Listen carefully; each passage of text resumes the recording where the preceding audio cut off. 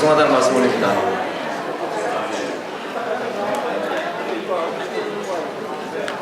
예, 뒤에 입장하시는 단체장님들, 지방의원님들 앞으로 오시기 바랍니다.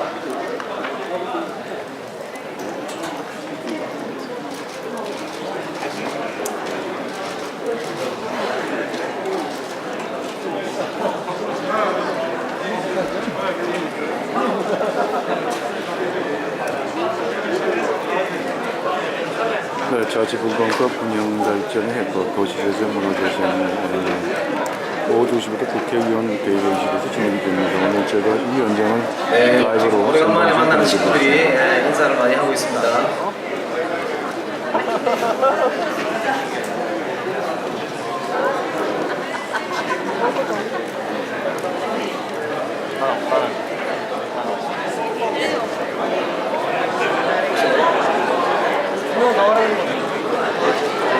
아니 아무도 플렉스가 될 게 없잖아.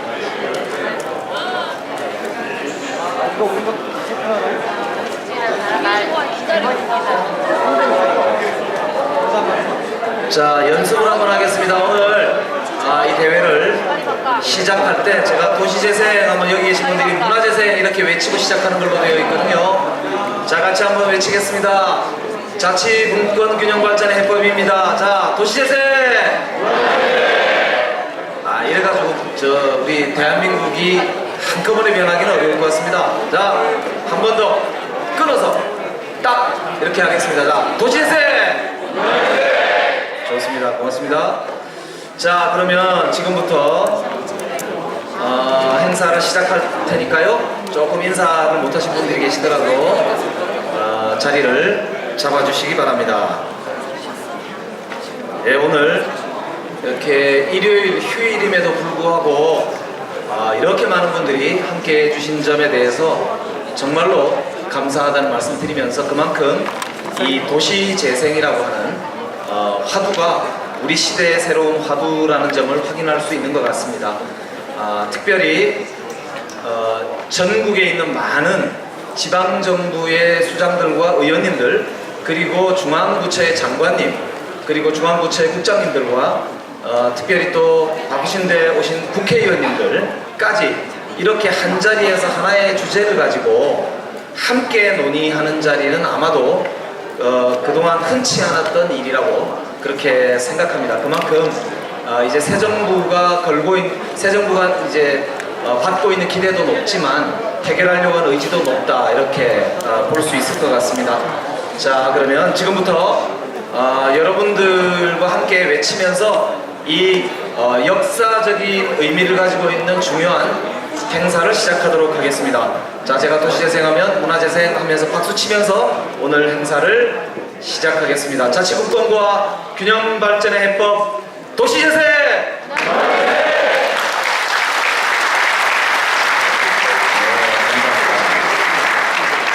자, 그러면 먼저 국민의례를 갖도록 하겠습니다.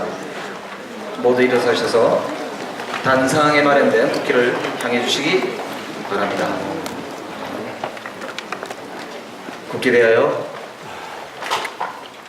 경례.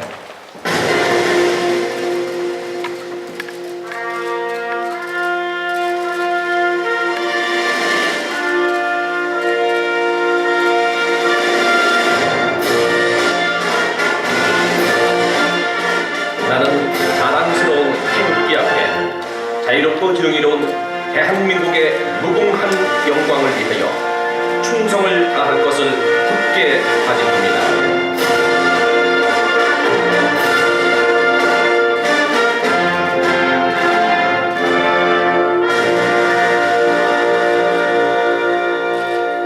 바로 모두 자리에 앉아주시기 바랍니다. 이하 의례는 생략하도록 하겠습니다.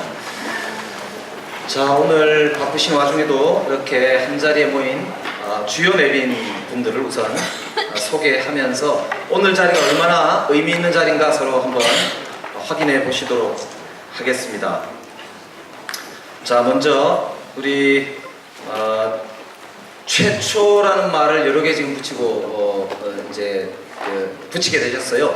최초로 이 국토부 장관 중에 여성으로 계시고요. 그 다음에 그 전에 국회 예결위원장을 또 헌정사상 처음으로 여성으로서 하셨다고 합니다. 자, 우리 도시재생 오늘의 주제를 이끌어 가시는 김현미 국토부 장관님 모셨습니다. 큰 박수로 모시겠습니다.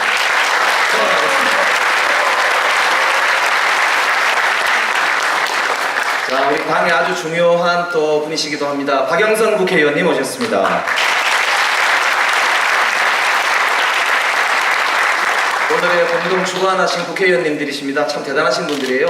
정말 이 바쁘신데도요 이렇게 관심을 갖고 계십니다. 유은혜 국회의원님 오셨습니다. 예, 황희 국회의원님 오셨습니다. 박주민 국회의원님 오셨습니다. 네, 그리고 대통령 복합국정과제, 4대 국정과제가 있는데요. 그 중에 지방분권 균형발전이라는 과제가 있습니다. 그걸 각각 맡아서 대통령님 직속, 소속 이렇게 되어 있는 위원회가 있는데요. 장관님들 10여 분들이 다 당연직 위원으로 계신 아주 무거운 그런 이제 위원회 위원장님들이십니다. 먼저 대통령 직속 지역발전위원회, 옛날에는 국가균형발전위원회였습니다. 위원장이신 송재호 위원장님 오셨습니다. 네, 대통령 소속 지방자치발전위원회 정순관 위원장님 오셨습니다.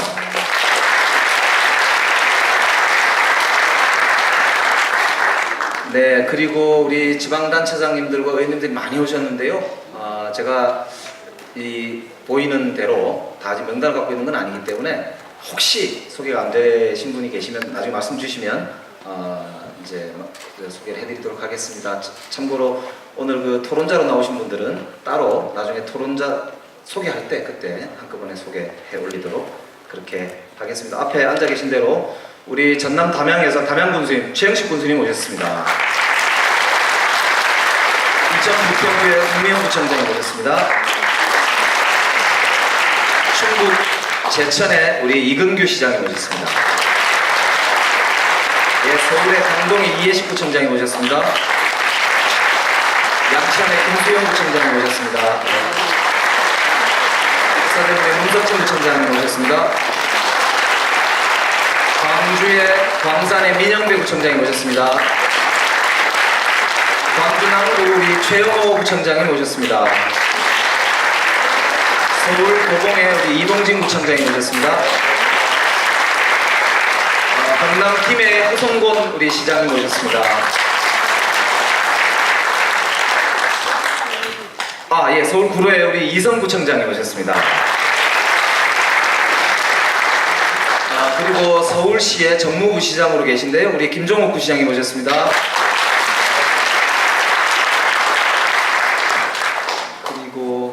우리 당의 당무위원이시기도 한데요. 당무위원이니까 이제 당연히 소개하는 게 옳다고 생각합니다. 우리 얼마 전에 기초의원 대표로 뽑히셨어요. 정종삼 우리 기초의원협의회 회장님 오셨습니다. 어디 계십니까? 예. 정혁은 대표님은 오늘 못 오셨네요. 그리고 국토연구원의 김동주 원장님도 오셨네요. 예, 감사합니다. 나머지 토론하실 때 참석하실 분들은 그때 한꺼번에 토론하도록 하겠습니다. 자, 그러면 오늘 이제 인사 말씀 듣도록 하다 그 전에 여기서 전국에서 오신 분들이 많네요. 오늘 저쭉 순서에도 보시면 있지만 진짜로 전국 경양각지에서 이 도시재생, 문화재생을 함께 하겠다고 지금 결의를 가지고 오신 분들이 마을 지원센터나 마을 활동가, 그리고 도시재생 활동가, 그리고 문화활동가, 그리고 오늘 성북 마을미디어센터에서 지금 이 생중계를 하고 있거든요. 그래서 이 마을방송국이라고 하는 곳이 전국에 있는데 오늘 성북구에서 송출하고 정부기획을 받아서 생중계하고 있는 중입니다. 그래서 사실 이 자리에 함께한 분들도 많지만 그렇지 않은 분들, 핵심적인 활동가들은 다 이 자리에 모인 셈이거든요. 그래서 우리 전국 경양각지에서 오신 모든 분들을 위해서 서로 박수 한번 쳤으면 좋겠습니다.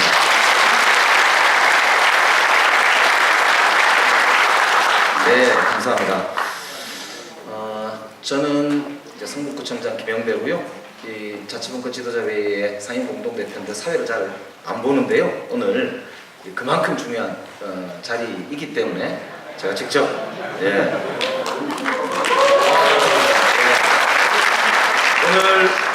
이제 축사와 그 다음에 기조연설, 그 다음에 정책 제안 이런 순서로 모실 텐데요. 오늘은 길이나 이런 거보다는 사실은 이 자리 자체가 저는 아주 큰 의미가 있다고 생각합니다. 그래서 나오실 때마다 큰 박수로 이렇게 함께 격려하고 함께 해주셨으면 좋겠습니다. 먼저 축사합니다. 우리 아까 말씀드린 대로 헌정사상 최초 여성 예결위원장이셨고 최초 여성 국토부 장관이신 우리 김현미 장관님을 뜨거운 박수로 모시도록 하겠습니다.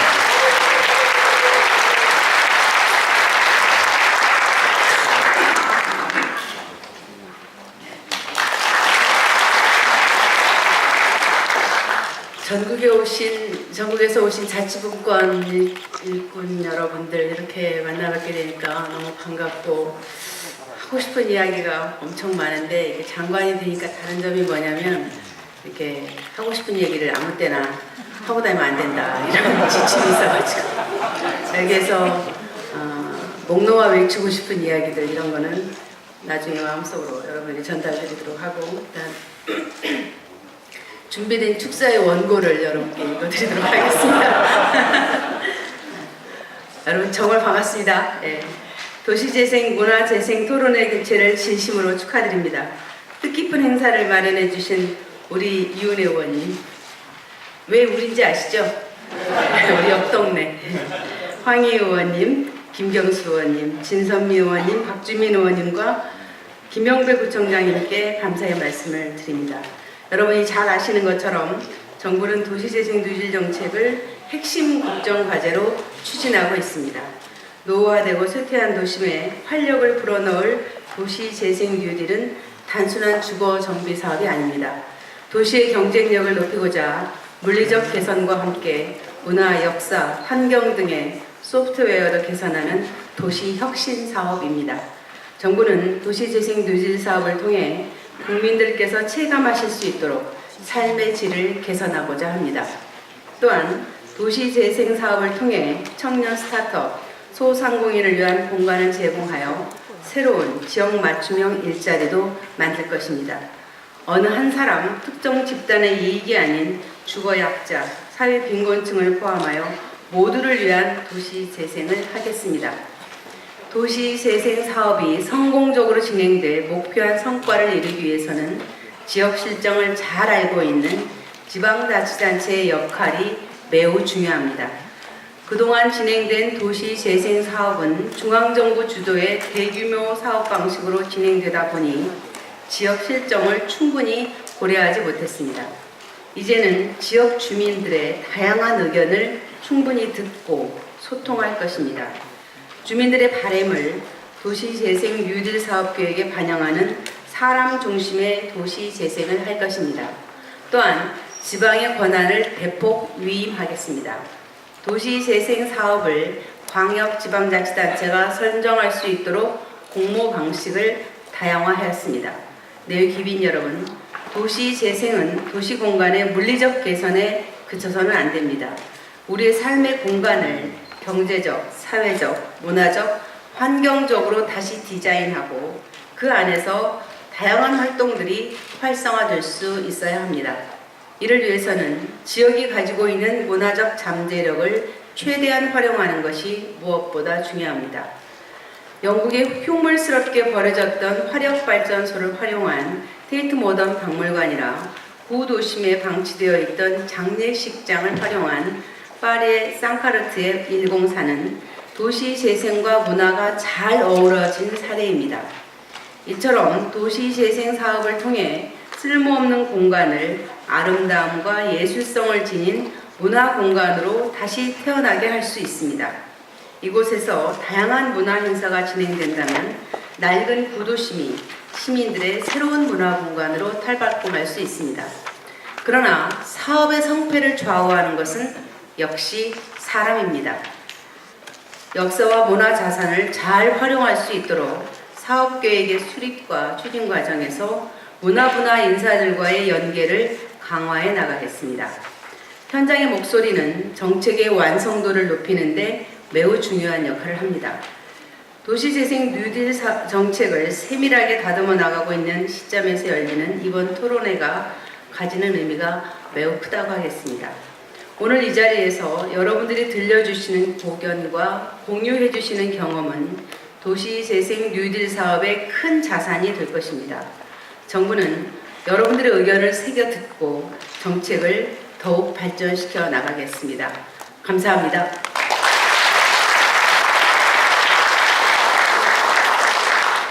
네, 든든하시죠? 예, 앞이 잘 보는데 우리 장관님께 큰 박수 다시 한번 부탁드리겠습니다. 네, 이제 중앙부처의 장관님께서 저희들이 지역에서 쓰시던 언어를 쓰시기 시작하니까 듣기에도 아주 가깝게 이렇게 느껴집니다. 앞으로 아주 저희들하고 잘 이렇게 맞춰서 하시겠다는 말씀 들으면서 아주 이렇게 정말 보람이 있다 이런 생각이 들었습니다. 자, 다음은 우리 또 응원하시기 위해서 오셨습니다. 우리 박영선 의원님 오셔서 인사 말씀 그러니까 격려 말씀 드려보도록 하겠습니다. 박수로 모시겠습니다.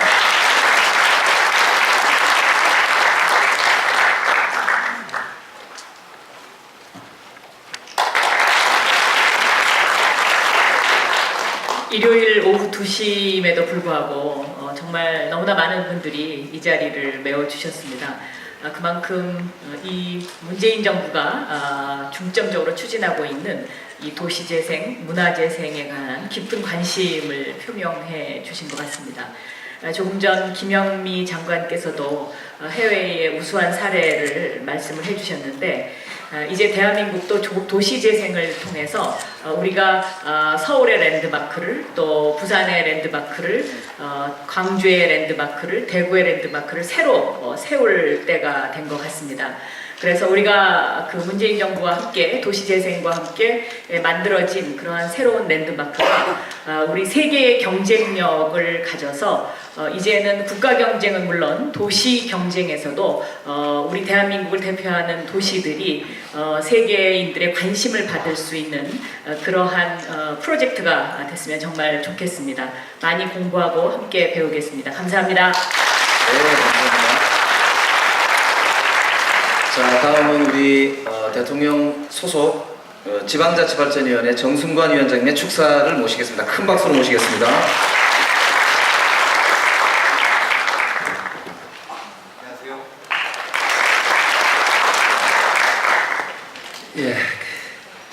오늘 제 개인으로 봐서는 굉장히 큰 영광의 기회가 있었습니다. 바로 직전에 건너편에서 또 귀하신 분들 앞에서 축사를 했는데 또 여기 와서 다시 또 축사를 해서 국민의 대표가 모여있는 이 국회에 와서 제가 이런 기회를 갖는다는 게 개인적으로 영광입니다. 국민을 대표하는 이 국회에서 문재인 정부가 확보하는 자치분권과 균형발전의 가치를 구현한 그런 좋은 이 세미나가 열리는 것을 정말 뜻깊게 생각을 하고 또 축하를 드립니다. 특히나 또 이번 토론회를 준비해 주신 여기 다 앞에 방금 소개를 해서 제가 일일이 전화만 말씀 안 드리겠습니다만 장관님과 의원님들과 계셔서 이 주제가 얼마나 중요한가를 여실히 보여주고 있는 듯 합니다. 특히나 방금 축하 말씀해 주신 평소 존경하는 우리 박영선 의원님까지 또 오셔서 그 힘이 더한 것 같습니다. 다 아시는 것처럼 대한민국의 인구의 91.6%가 도시에 살고 있습니다. 그래서 도시공간을 어떻게 설계하느냐가 곧 대한민국을 어떻게 설계하느냐라고 대치할 정도로 도시에 사람들이 모여 살고 있는 것 같습니다.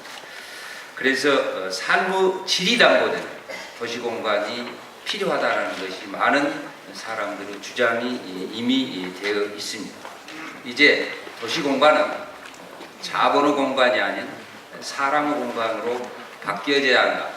사회를 보는 패러다임 자체를 이제 바꿔야 한다라는 것이 문재인 정부 기본 가치가 아닌가 싶습니다. 오늘 이 좋은 주제를 가지고 준비해 주신 여러 관계자님들께 다시 한번 감사한 말씀을 드리고 여기 오늘 참석하신 송재호 지역발전위원장님과 같이 읍면동의 곳곳이 자치분권과 균형발전의 가치가 뿌리내릴 수 있도록 열심히 해 나가겠습니다. 끝으로 지방자치발전위원회 일도 많은 관심과 응원을 부탁드립니다. 감사합니다. 네, 감사합니다. 특별히 우리 정순관 위원장님은 내년 연방제 수준의 분권 개헌을 약속하신 문재인 대통령님의 국민과의 약속을 지키시는 데 핵심적으로 일을 하실 분이기 때문에 저희들 입장에서는 더 큰 기대를 안 할 수가 없다고 생각합니다.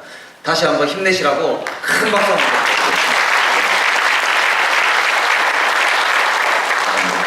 자, 지금 순서는 오늘 이제 이 토론회를 주관해 주신 의원님들의 말씀을 한꺼번에 좀 들어보도록 하겠습니다. 사실은 국회의원님들께서 상임위를 가리지 않고 이렇게 국가적 주제를 가지고 그것도 지방정부, 지방의회 그리고 현장 활동가들과 또 중앙부처를 이렇게 아울러서 이렇게 모아주시고 또 토론도 해주시고 방향도 잡아주시고 이런 경우가 사실 많지가 않습니다. 우리 당의 앞으로 미래가 정말로 밝다고 생각하는데요. 우리 그 중에 김경수 의원님과 오늘 진선미 의원님은 안타깝게도 참석을 이제 다른 일정 때문에 못하셨어요. 그래서 세 분 의원님 앞으로 나오셔서 오늘 돌아가면서 이제 오늘 주최하신 말씀을 좀 듣고 그다음 기조연설을 듣는 순서로 가도록 하겠습니다. 자, 우리 유은혜 의원님, 황희 의원님, 박주민 의원님을 큰 박수로 모시겠습니다.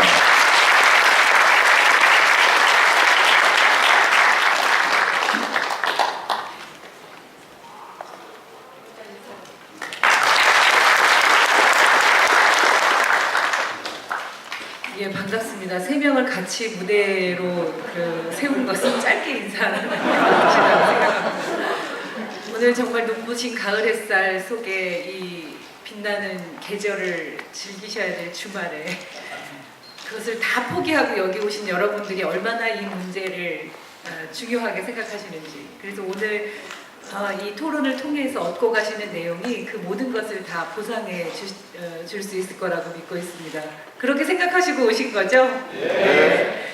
우리 김영배 총장님 말씀하셨던 것처럼 이런 토론회가 사실은 거의 역사적으로 기록될 것이라고 생각합니다. 현장의 지역에서 곳곳에서 활동하시는 분들, 그리고 그것을 또 뒷받침하는 공직에 계신 분들, 장관님까지 모시고 저희가 상임위를 떠나서 국회에서 의원들이 다 뜻을 모았습니다. 이제 건물이 남는 도시재생이 아니라 사람이 중심인 사람이 남는 도시재생, 사람이 살고 있는 지역이 사람이 더 행복하게 잘 살 수 있게 만드는 도시재생이 되기를 바라는 마음으로 이 자리를 만들었고요.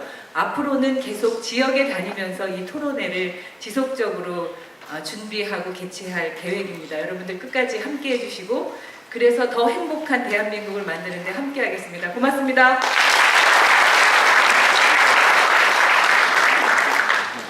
네, 이렇게 자리에 참석하시는 분들 몇몇을 보면 그 토론회가 얼마나 진지하고 방향성이 있는지 금방 알 수 있습니다. 오늘 정말 상당한 내공이 있는 열띤 토론회장이 될 것 같고요. 참여정부 시절 노무현 대통령께서 시작하신 국토균형 발전, 이거의 완성은 자치분권입니다. 그래서 이 자치분권, 이제는 국토균형 발전의 물리적인 이전 이런 걸 떠나서 이제 자치분권을 올바로 세우기 위해서 실질적인 내용을 토론하는 자리의 첫 출발이 아닌가 이렇게 생각하고요. 지금 새 정부가 준비하는 도시재생 뉴딜 정책 세 가지 방향이라고 봅니다. 물리적인 주거 환경도 개선하고 그 다음에 실제 경기를 부양하거나 일자리 창출하는 이런 뉴딜적 성격도 있지만 그래도 가장 중요한 것은 주민들이 자기 마을에 대해서 고민하고 결정하는 주민자치 거버넌스, 주민자치민주주의, 이것을 어떻게 이번 기회에 형성하고 만들어가느냐, 바로 여러분들이 오늘부터 준비하고 만들어낼 것을 굳게 믿고 있습니다. 네, 축하합니다. 네, 휴일에도 불구하고 이렇게 많이 와주셔서 대단히 감사드리고요. 또 이렇게 알찬 행사를 준비해 주신 김영배 부총장님을 비롯한 많은 분들께 또 감사하다는 말씀 드리겠습니다. 규모만으로만 봐도 4대 강의 2배가 넘는 것이 바로 이 도시재생 뉴딜입니다. 정말 잘 돼야 됩니다. 그리고 지나고 나서 정말 꼭 필요한 사업을 정말 잘했다라는 평가를 받을 수 있어야 됩니다.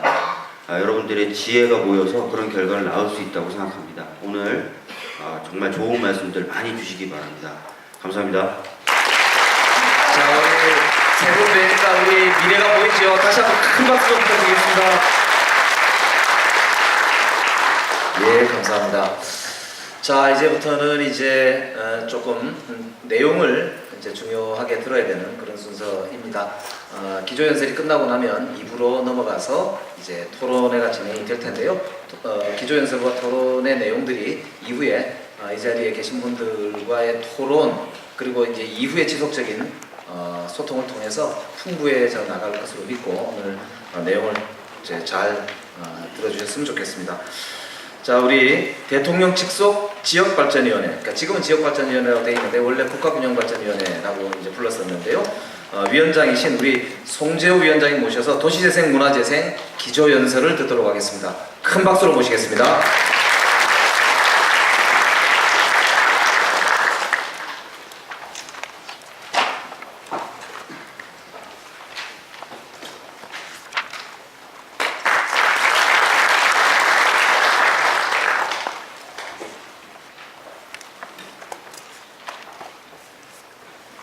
네, 우리 김영배 청장님 소개해준 대통령 직속 지역발전위원회 위원장 송재호입니다. 우리 김영배 청장님이 이 2시 이전에 1시부터 전국 자치분권 민주지도자 회의 임원 사업계획 및 새 출범식을 했는데 1시간 내내 사회를 보시고 와서 다시 또 여기도 사회를 또 보실 굉장히 수고가 많으시고요.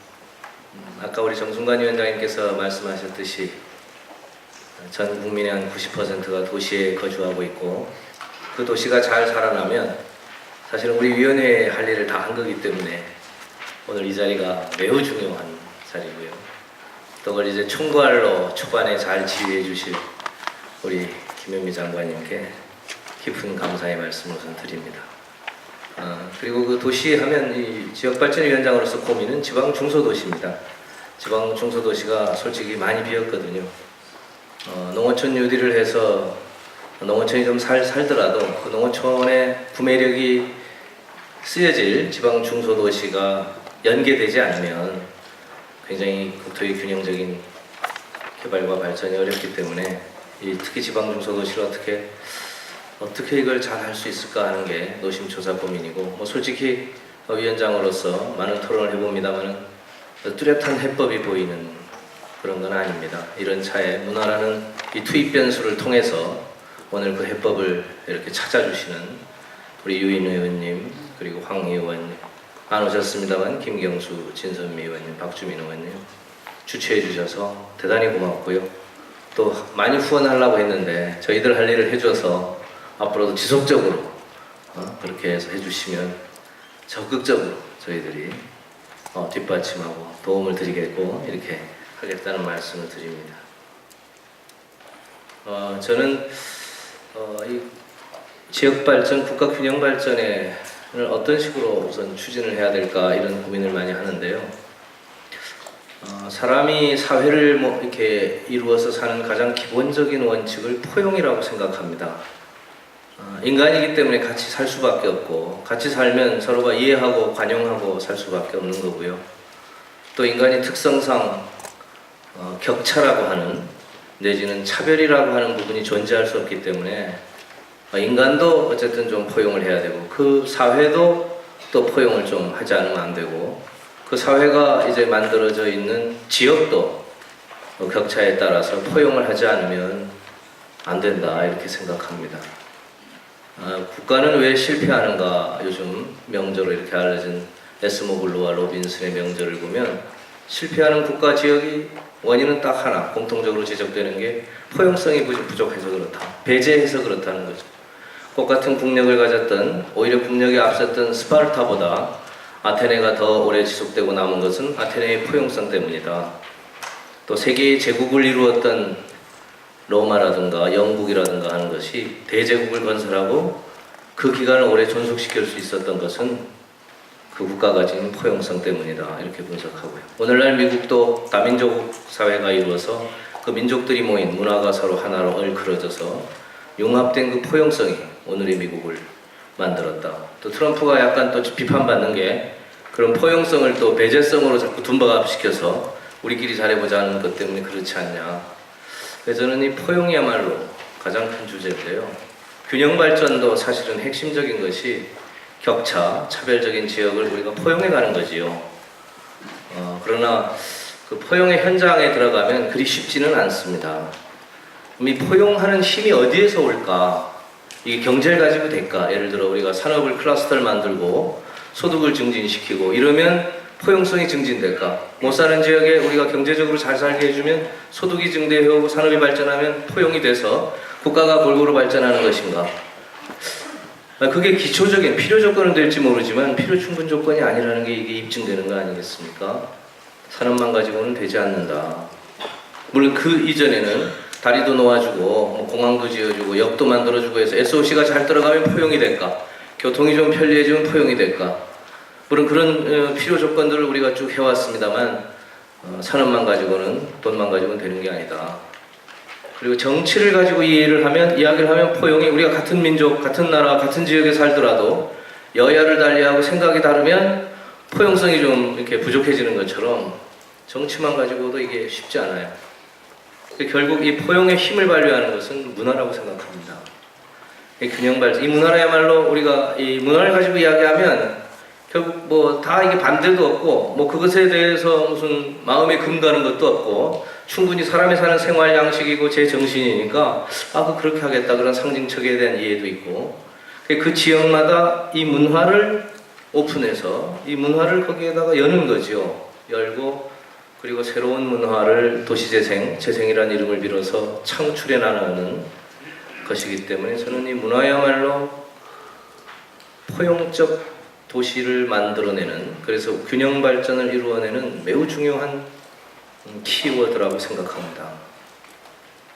그래서 저는 이 도시재생과 이 문화재생 이럴 때 이거를 문화적 도시재생 이렇게 저는 이해를 해서 또 제 표현으로는 장관님 매우 송구합니다만 문화적 지역재생 농어촌도 좀 넣고 싶은 격차를 우리가 좀 더 끌어안고 싶은 마음에서 절대 도시가 뭐 많은 중요성을 차지하고 우리가 사업의 집중의 현장이라는 것을 뭐 이해 못하고 그런 게 아니고요.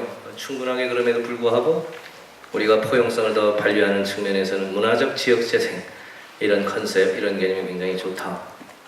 그리고 여러분 우리가 설탕물은요 1%의 설탕이 그 설탕물을 만들어내는 거예요. 99%의 물에 1%의 설탕을 넣으면 설탕물이 되는데 물의 본질을 바꾸는 게 설탕의 1%인데 이 지역의 색깔을 내는 것, 도시의 이 본질을 바꾸는 것이 저는 그 1%의 문화라고 생각합니다. 제가 왜 이 말씀을 드리냐면 두 번째 우리 균형 발전이 가져야 되는 핵심적인 사고가 포용에 이어서 저는 특화라고 생각합니다. 뭔가 차별적으로 각 지역이 다른 색깔을 가지고 가야 될 텐데 이 다른 색깔을 낼 수 있는 게 뭘까? 저는 이게 문화라고 생각하는 거지요. 문화는 또 특히 어떤 힘을 발휘하냐면요.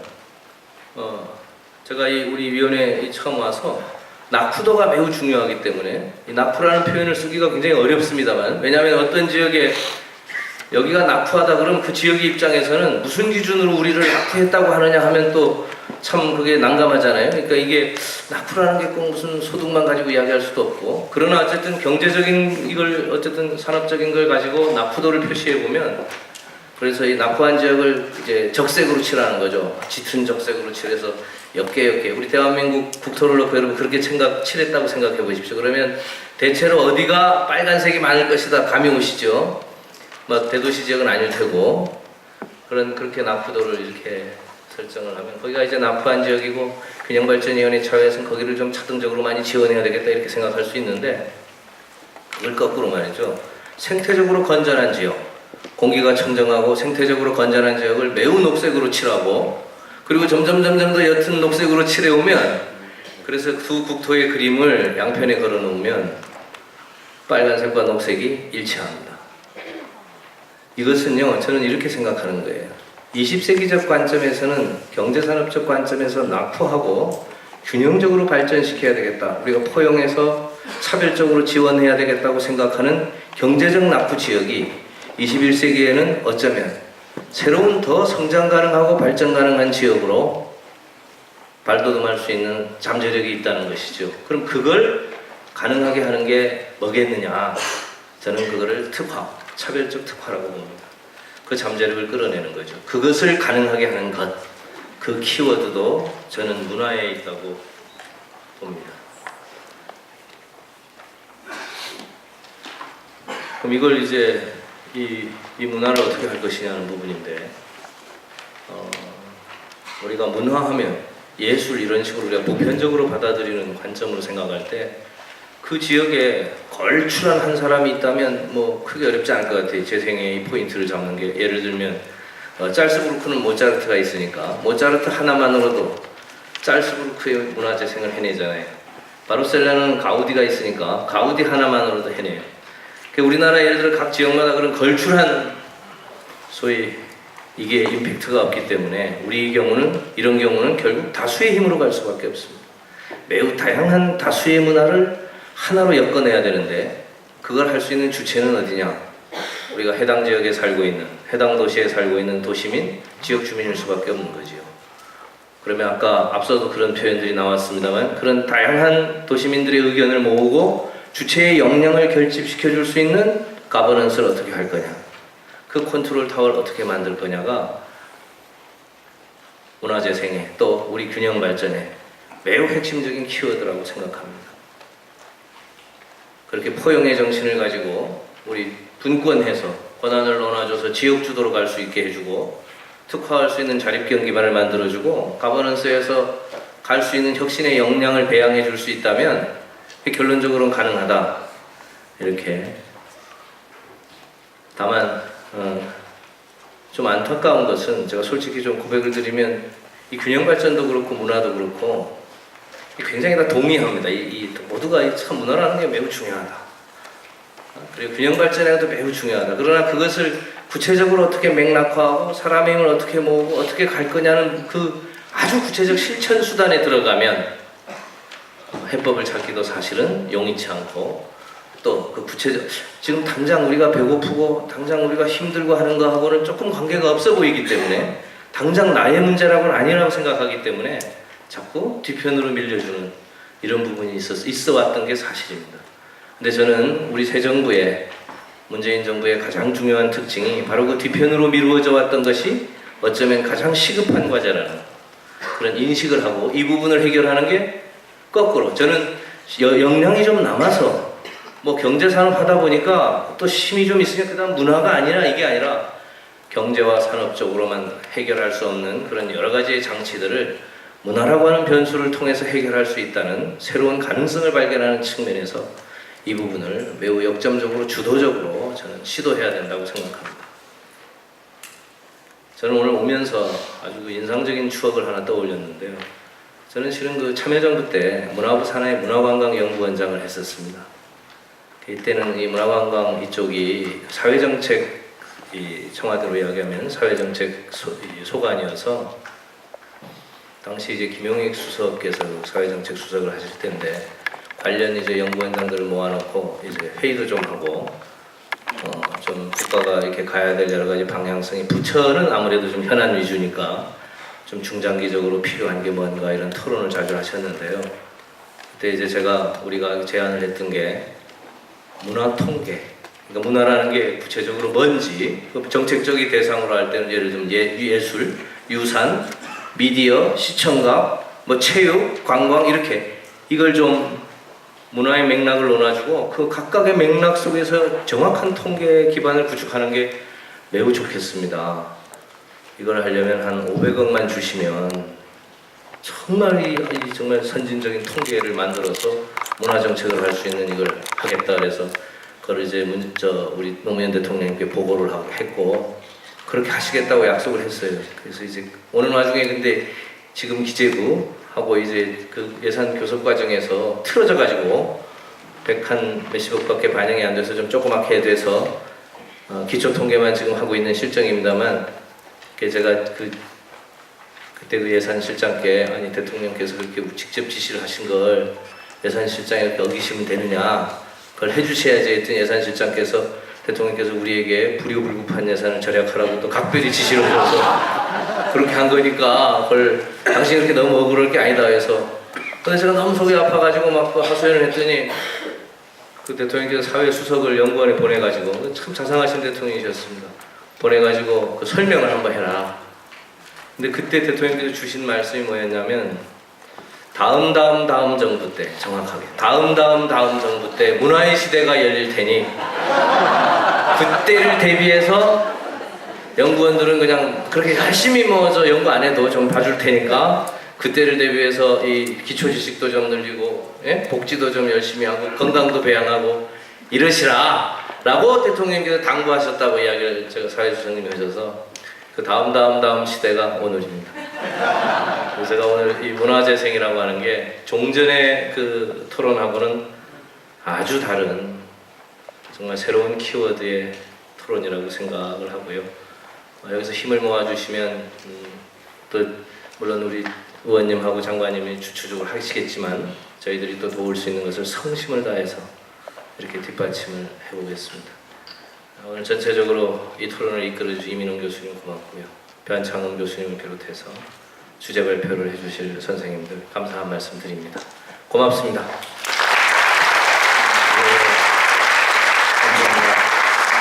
조금 전에 들으셨겠지만 앞길이 훤히 보일 정도로 아주 탁월하게 정리를 해주셨죠. 우리 참여정부에서 균형발전위원회 일도 하셨고요. 문화관광연구원장 하시면서도 관련 분야 또 많이 하셨고, 그 뒤로 문재인 대통령 모시고 정책 그룹으로서 지금까지 활동을 쭉 해오셨던 아주 중요한 활동을 많이 해오신 분입니다. 우리 자치분권과 균형발전이라는 국가적 과제를 잘 수행하실 것으로 확신이 드는 오늘 기조연설이었던 것 같은데, 그렇죠? 목소리가 좀 작은데 그렇죠? 자, 우리 송재 위원장님한테도 큰 박수 좀 부탁드리겠습니다. 자, 그러면 이제 본격적으로 제안과 토론 들어갈 텐데요. 그 전에 아까 제가 깜빡하고 중요한 순서를 빠뜨렸어요. 우리 서울시, 경기도 그리고 다른 데 있는 우리 지방 의원님들이 많이 오셨는데, 아까 대표분들 포함해서 제가 좀 소개를 한다는 게 아까 깜빡했습니다. 우리 서울시 원내대표 하시는 김동욱 대표님 어디 계세요? 아이고야, 화장실 간 모양인데. 우리 그 광역 의원님들이죠. 그러니까 광역 의원님들이 많이 오셨을 때도 한번 일어나 보시면 좋을 것 같은데요. 아까 소개 안 했다고 안 일어나시는 건 아니죠? 네, 아유, 죄송합니다. 큰 박수 부탁드리겠습니다. 예. 그리고 아까 정종삼 의원님 비롯해서 기초의원님들 많이 오셨는데 한번 일어나 보시면 어떨까 싶은데요. 네, 아유, 감사합니다. 예, 감사합니다. 아까 원래 더 계셨는데 뒤에 자리가 없어서 아까 저쪽 방에 있을 때는 훨씬 더 많이 계셨어요, 사실은. 근데 아마 주변에 계시지 않을까 싶습니다. 이분들이 대한민국을 골목까지 따뜻하고 더불어 살아가는 그야말로 분권화된 혁신 대한민국을 만들어갈 주역이 아닌가 싶습니다. 오셔서 감사하다는 말씀 드리면서요. 다음 이제 본격적으로 토론에 들어가도록 하겠습니다.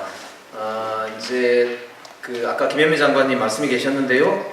우리 국토부에서 도시재생을 책임지고 추진하시는 우리 책임자십니다.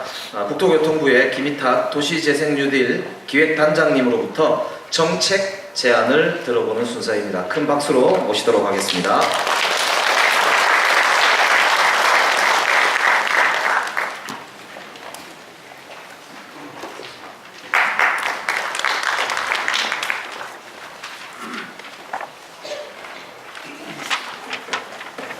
네, 안녕하십니까. 국토부 도시재생 기획단장을 맡고 있는 김희탁입니다. 반갑습니다. 오늘 이렇게 정책 제안을 할 수 있게 기회를 주셔서 너무 감사하다는 말씀 드리겠습니다. 특히 오늘 이제 지방분권과 관련되시는 기초자치단체장님들 반갑습니다.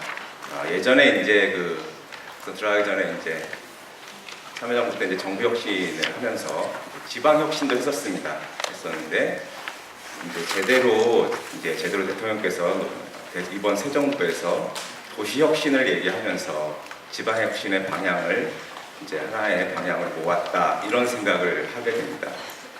그래서 제대로 이제 지방 혁신, 지역 혁신을 할 수 있는 기회가 왔다 이런 생각을 하면서 또 이제 구청장님들 오시고 그랬으니까요. 순서대로 말씀드리려고 했었는데 이제 문화와 도시재생 먼저 말씀을 드리고 그리고 이제 도시재생의 공약 그리고 도시재생의 생태계 그리고 도시재생 앞으로의 저희 방향에 대해서 말씀을 드리려고 합니다. 지금 저희가 이 도시재생 뉴딜에 대한 로드맵을 금년 말까지 각계의 의견 수렴을 거쳐서 만들어 보려고 하고 있습니다. 앞으로 문재인 정부의 도시재생 청사진을 만들려고 하고 있는데요. 오늘의 과정도 오늘의 제 발표하는 내용들도 그런 어떤 도시재생의 청사진이 뉴딜 청사진이 나와야 되느냐에 대해서 이제 문제를 제기하는 것이라고 이해해 주시면 좋겠습니다. 다음 페이지 먼저 보여주십시오. 이제 그 문화와 도시재생인데요. 여기 어디냐면 홍대 앞입니다. 홍대 앞인데요. 홍대에 지금 젊은이들이 가장 많이 가고 있는 시장골목입니다. 옛날에 이제 그 홍대 사거리 앞에 있는 시장골목인데 저 시장골목에 지금 사람들 많이 다니고 있는데요. 옛날엔 저기가 한 명 정도가 겨우 왔다 갔다 할 수 있는 골목이었습니다. 근데 그 골목을 확장을 해서 이제 그 주위에 있던 건물들이 이제 뒤로 밀려난 겁니다. 밀려났는데 저기 특색 있는 게 뭐냐면은 저 위에 보시면 노란색 2층 건물들은 이제 연결이 되어 있습니다. 연결이 되어 있습니다. 각각의 건물인데 저기 텄습니다. 터가지고 이제 거기는 하나의 건물로 이용을 하고 있고 또 저 밑에 있는 샵들은 각각의 이제 청년들이 이제 장사를 하고 있습니다. 저걸 보면은 이제 어떤 생각을 저는 했었냐면 저게 건축법 위반일까요, 아닐까요? 건축법상에는 저거를 만약 민원을 제기를 하게 되면 건축 담당 공무원들은 100% 불법 건축물이라 해가지고 저기 있을 겁니다. 복구하라고 과징금을 물린다고 그랬을 겁니다. 그런데 만약에 저런 저쪽 건축과에서 저거를 안전 문제만 없다면, 안전에만 문제가 없다면, 건축법상에 안전에만 문제가 없다면 그거를 이제 제도적으로 개선한다든지 그런 조치를 해줘야 되는데 만약 단속을 했다면 저렇게 젊은이들의 문화의 거리가 생기지 않았을 겁니다. 저 왼쪽에 있는 것도 마찬가지입니다. 왼쪽에 있는 것도 저 옥탑방에서 지금 젊은이들이 공연을 하고 있습니다. 저 옥탑방에 이제 한쪽은 이제 공간을 텄습니다. 그것도 이제 건축물을 이제 훼손했기 때문에 불법 건축이 됐을 겁니다. 그런데 젊은 저 친구들이 저기서 이제 공연을 하고 그러니까 저쪽에 이제 인디 밴드들인데요. 또 젊은이들이 모여들고 그 주변에 이제 상가들도 활성화되고 그렇게 지금 젊은이들의 문화에 의해 가지고 상권이 다시 활성화되는 그런 계기가 되고 있습니다. 그래서 저희가 이제 구청장님들의 시장님께 말씀드리고 싶은 거는 제도가 저희도 마찬가지지만 문화가 제도를 앞서가고 행정을 앞서가기 때문에 어떻게 하면 안전이라든지 생명의 문제가 없다면 어떻게 도와줄 것인가 그런 부분에 대해서 같이 고민을 해야 된다 생각을 하고 있습니다. 네, 그 다음 앞으로 다시 가시면요. 그래서 이제 저희가 대통령께서 이제 4월 달에 대통령께서 뉴딜 공약을 발표를 하시고 그 내용에 대해서 이제 저희가 이제 고민을 좀 해봤습니다만 국민이 체감하는 도시재생, 삶의 질을 개선하는 도시재생, 모두를 위한 도시재생, 일자리를 창출하는 도시재생 많은 말씀을 하셨습니다. 그런데 그거에 대해서 지금까지는 저희가 어느 정도 결론을 내고 있는 것은 쇠퇴한 도시를 살려서 그 지역에 맞춤형 일자리를 창출하는 도시혁신 사업이다. 이렇게 정리를 하고 있습니다. 그래서 이제 쇠퇴한 도시를 살린다는 것은 이제 재개발, 재건축처럼 사업성이 있어가지고 할 수 있는 도시들이 아니라 잘 아시다시피 낙후돼서 이제 사업성이 떨어지고 사람들이 살지 않는 공간에 대해 가지고 그 공간을 이제 그 공간에 맞는 그 공간에 사람들이 살 수 있게 할 수 있는 지역 맞춤의 일자리를 어떻게 창출할 것이냐 그 과정이 바로 도시혁신이다. 또 도시혁신이라고 말씀드리면 옛날에는 이제 지방자치 차원에서 혁신이었지만은 이제는 뒤에 설명드리겠습니다. 지역혁신으로 발전해가고 있다는 말씀드리고 싶습니다. 다음 페이지입니다. 그래서 이제 뭐 UN 해비tat 3에서 작년에 발표했던 내용도 보시면 모두를 위한 도시를 제시를 했었고 원칙으로서 누구도 소외되지 않는 사회적 다양성과 평등한 접근성 그리고 지속 가능한 포용적인 도시 경제, 환경적 지속 가능성 이것을 앞으로 20년 앞으로 세계의 모든 도시가 UN 차원에서 나가야 할 방향이라고 제시하고 있습니다.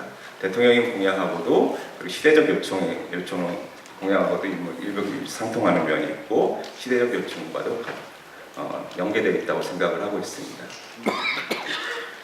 그래서 이거는 저희가 이제 그 우리나라의 도시재생과 관련된 연역하고 그 로버트 사이키스인가요? 이분의 이제 자료를 저희가 연구를 좀 하고 있습니다. 하고 있는데 이제 올드 타운에 대해서 관심을 가졌던 것이 이제 1970년대 이후였던 걸로 저희가 파악을 하고 있습니다. 그 전에는 이제 새로 이제 우리가 알고 있는 신도시라든지 외곽의 도시를 건설하는 그런 차원에서 올드타운에 대한 관심을 가지기 시작했는데요. 외국 같은 경우에.